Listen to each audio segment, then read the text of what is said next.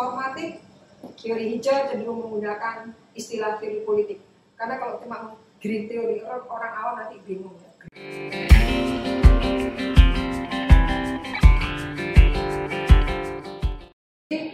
Cara kita, apa manfaat kita belajar dari teori green ya ini? Ya, banyak sekali yang saya identifikasi dengan energi listrik dengan membuat turbin-turbin, gitu ya. Jadi kita ini nggak tahu kapan mau mulai, gitu ya. Jadi kita semua masih mengandalkan batu bara dan listrik. Listrik dihasilkan dengan batu bara. Batu baranya habis, selesai. Ya. Sedangkan Cina sudah berhasil membuat terobosan dengan membuat matahari buatan yang kekuatannya berapa juta volt. Ya. Cina udah siap. Kalau misalnya, jadi Cina itu gini, kalau kiamat ya tetap saya bisa. Gitu. Kayaknya dia gitu ya.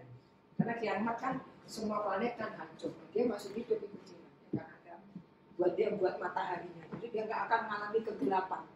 Jadi dia bisa, kalau ada matahari itu bisa menghasilkan energi listrik dan bisa manusia bisa menjalankan aktivitasnya. Nah ini ya. Ini jika teori hijau benar-benar kondisi kelangsungan hidup dan perkembangan ekologi dan biologis, maka politik harus diterapkan. Ini artinya manusia harus bertindak secara politik. Politik ini artinya manusia itu harus mempertimbangkan nilai. Ya sangat klasik ya. Manusia harus mempertimbangkan nilai dalam membuat keputusan politik. Ya. Kita selalu berusaha ingin menghindari perang nuklir, tapi di balik itu sebenarnya kita juga sudah menghancurkan bumi beserta ISIS. Ya, kita bisa bayangkan Palestina sama Palestina sama orang Ukraina Rusia itu sudah rusak, itu bumi itu sudah rusak, sudah bolong, itu sudah hancur. Gimana kita ya, seperti itu. Lalu kita juga bisa melihat karakter dari politik itu sendiri. Sekarang nggak boleh aroganan. Pemanasan global itu sudah berdampak pada kehidupan seperti sekarang ini, gitu ya. Kalau pengen hujan-hujan, kalau pengen panas-panas, kalau pengen banjir-banjir, gitu ya. Lalu semua es yang ada di kutub utara sudah mulai mencair dan itu meningkatkan permukaan air laut sehingga ada banjir rob. Itu banjir rob karena di sana utara tuh udah leleh toh. Lelehnya tuh dari tahun 90 itu lelehnya. Karena ada teman yang ketika dia tinggal di Jerman tahun 96 itu sudah melihat dia es itu sudah leleh, sudah mencair. Dan dia ketika tahun 2000 itu cerita ke saya, wih gimana ya 10 tahun lagi? Ya benar ada rob gitu ya. Dan sekarang alhamdulillah 2023 kita nganggap banjir rob itu banjir yang biasa. Ya. Makanya itu IKN itu dianggap pemindahan ibu kota ke Kalimantan itu dianggap sebagai solusi. Ya solusi ini. Tapi sebenarnya kita meskipun di bawah, misalnya lautnya udah di bawah, Jakarta tuh kan permukaannya di bawah, ya. Anda pernah tahu cerita bagaimana sejarah dari kota lama di DKI? Di DKI itu dulu kan air lautnya pasang naik, lalu dipindah ke Istana Negara tuh dipindah, nggak ada di kota, kan itu ceritanya. Ini yang biasa sering dikutip oleh Goodin, ya, bahwa ciri khas teori hijau adalah rujukannya pada visi moral yang koheren, ya. Ini Goodin, tapi yang lain enggak. 2007 Undang-Undang Penataan Ruang itu dibuat, kita bukannya memperhatikan aspek green, tapi kita justru mengakalinya dengan memain-main angka perbandingannya. Jadi kita kan buat perbandingan ya kalau analis tata ruang ya. Jadi dia buatnya pakai skala itu ya, saya ceritakan di mata kuliah tata ruang. Jadi dia buat skala 1 dibanding 150.000. Ini kan, jadi kita lihat itu hijau semua kan, tapi begitu turun, ternyata hutannya sudah nggak ada. Itu jadi kasus yang sangat marak dulu ketika saya ikut acara public hearingnya, ngeri itu. Jadi ahli-ahli lingkungan itu pada protes. Kita sekarang skalanya jangan terlalu besar, coba dikecilkan. Jadi kita tetap hutan, tetap hijau, masih hijau kan? Dipotret dari udara itu masih hijau. Dulu belum ada yang namanya yang drone, dulu baru ada drone. Jadi kita motret sendiri. Hijau. Begitu skalanya udah gundul, habis ya. Kalau Anda naik pesawat tuh ya kan kelihatan ya. Memang kita naik pesawat ke Papua, itu kan hutannya sudah gundul, udah habis gitu ya. Nah itu, ini dulu kita cuek aja, tapi sekarang menghasilkan apa? Longsor, dikit-dikit sekarang longsor. Dulu tuh nggak ada bencana longsor tuh nggak ada. Sekarang tiba-tiba longsor, di bukit tiba-tiba longsor gitu ya, karena di tengah sudah gundul. Dulu ketika penggundulan hutan, orang bilangnya illegal logging. Sekarang pakai nama food estate. Jadi nggak hanya korporasi yang dapat, nah saya juga dapat. Gitu. Enak kali. Politik, ya. Nggak ada nilai. Lo dapat, ya gue harus dapat. Ini ya, tadi saya sudah jelaskan. Cara mudah memahami. Ini terus berkonflik sampai sekarang. Kalau Anda setuju dengan, kita eksploitasi alam. Tuhan kan menciptakan alam, harus dimanfaatkan. Itu namanya anthropocentris. Antro itu manusia. Ya ini gampang. Caranya ngapalin gini aja. Ya, dah. Internasionalnya ini. Oke, gampang. Cara mengingat aja itu gampang. Lalu ini. Nah, jadi kita fokusnya pada relasi state, market, society, akademisi, dan media. Itu yang bisa mengerem tentang kerusakan lingkungan. Ya, itu harus direm. Nih kemarin yang itu ya, polusi udara itu jadi contoh. Saya tadi maunya ngomel-ngomel gitu sambil buat PPT.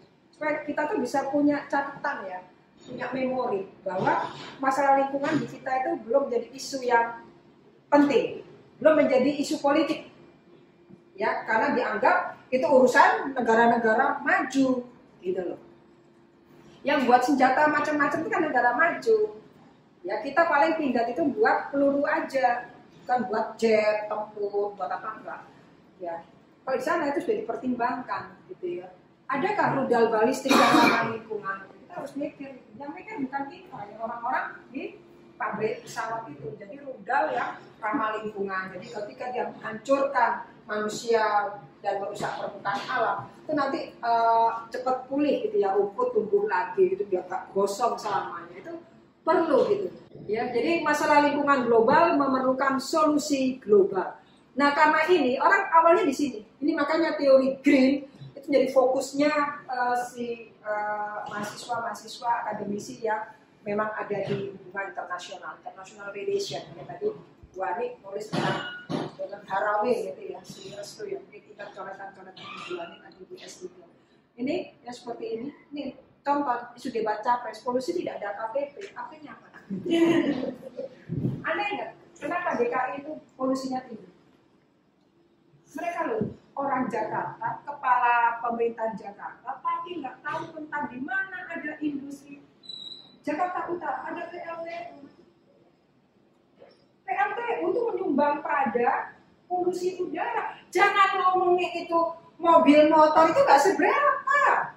PLTU tuh. Anda pernah ke PLTU di Kuwait? Mainlah ke sana. Jam 3, jam 4 Anda udah nyesek itu. Duduk-duduk aja di situ. PLTU, Pusat Listrik Tenaga Uap.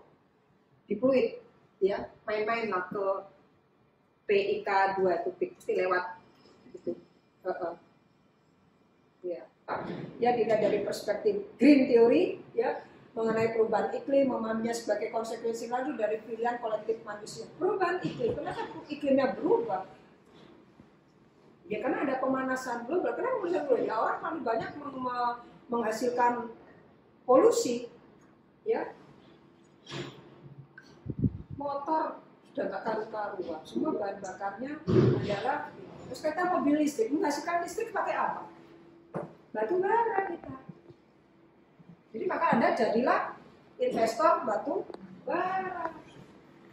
Anda harus punya pabrik batu bara. Lagi ngetren ini. Jadi batu bara itu kita stoknya masih jutaan ton. 10 tahun lagi belum habis itu. Jadi tenang Anda. Ya. Tidak, sana ada investasi ya. Nah ini catatan kecil saya ya dari 20 PPT ini yang perlu Anda ingat. Ini kan kita di sini ya, dulu ada konferensi kami di Rio de Janeiro itu ini ya menghasilkan ini perubahan iklim. Lalu kita tahun 2010-2011 diminta untuk memproduksi mobil yang ramah lingkungan dan harganya murah. Low gas LGCC ya Pak, yang terus jadinya lahirlah mobil Ayla Agya. LCGC. Iya, itu dulu bagian dari disertasi saya. Ini satu paradigma. Ini kapasitas sistem alam Anda. Ini penting. Karena nanti yang lainnya itulah Habermas. Habermas mengaitkan dimensi demokrasi dengan perspektif teori green. Jadi teori green and demokrasi itu Habermas.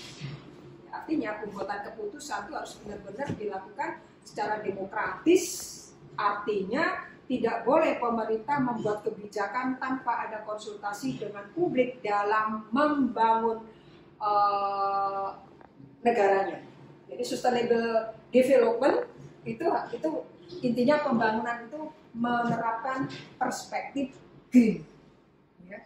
Sustainable development yang berkelanjutan, artinya pembangunan yang meminimalkan dampak terhadap lingkungan. Kita heboh sih? Enggak, kita nggak ada heboh-hebohnya. Mau ada SDGs kah? Mau ada apa? Nggak ada. Yang heboh itu adalah perguruan tinggi karena diminta untuk memproduksi pengetahuan yang bisa dipakai untuk mengurangi dampak dari kerusakan lingkungan akibat dari perubahan iklim. Riset-riset tentang climate change itu sudah banyak, ya. Di kita juga sudah banyak di Universitas Airlangga, tapi riset-riset ini menawarkan keahlian dan uang. Ya. Ada teman saya seorang antropolog, tapi dia ngambil sekolahnya sosiologi di UI, dia meneliti tentang climate change. Ya, jadi dia bekerja dengan sekian negara untuk mengkaji dampak dari perubahan iklim terhadap kehidupan manusia. Ya, dampak terhadap pertanian, produksi pangan, dampak terhadap apalagi yang dia lihat teman saya itu produksi pangan. Ini juga sudah diteliti oleh Bu Yunita. Terhadap petani-petani ketika dia mengolah tanah itu semua dipengaruhi oleh perubahan iklim. Ya. Kalau kita apa ya? Kita ini nggak jelas. Politik itu kalau ngomong green theory itu apa? Bisa dipilih untuk apa? Bisa dipilih untuk apa? Kalau kita pakai green theory, bisa apa? Kita nggak bisa apa? Membuat rekomendasi kebijakannya bisa. Ya. Yang menghimbau kepada pemerintah untuk meminimalkan penggunaan gas. Kita harus memproduksi limbah dari peternak-peternak sapi, kerbau, kambing itu untuk menjadi biogas. Itu kan sudah ada sebagian ya. Jadi mereka menjadi peternak besar, punya misalnya 20.000 ekor sapi, nah kotorannya itu bisa jadi biogas. Itu ya. Nah, itu harus dibeli oleh pemerintah. Termasuk pemerintah di Kota Surabaya sudah membuat bahan bakar dari sampah, ya. Di Benowo itu diresmikan oleh presiden kita yang sekarang itu untuk memproduksi ini.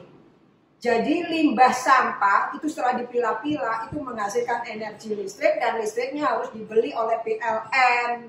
Tapi PLN-nya ternyata tidak tertarik dan tidak punya uang. Akhirnya Pemkot tidak mengelola sampah, alatnya juga pada rusak.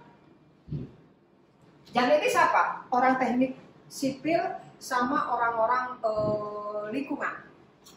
Ada dosen termasuk yang itu Pak Oxford, lalu pindah ke Australia, lalu sekarang jadi dosen tetap di Australian National University. Itu juga meneliti itu. Itu orang dari politik pemerintahan. Karena setelah saya lihat tadi yang Ibu jelaskan ya sama 11-12 sama kan? Iya. Maksudnya isu-isu yang terbarukan membahas tentang lingkungan dan kebijakan. Iya, itu versi saya ya, karena saya itu orang HI ya dulu ya. Jadi perspektif saya itu ya HI, sekarang mainnya juga di HI.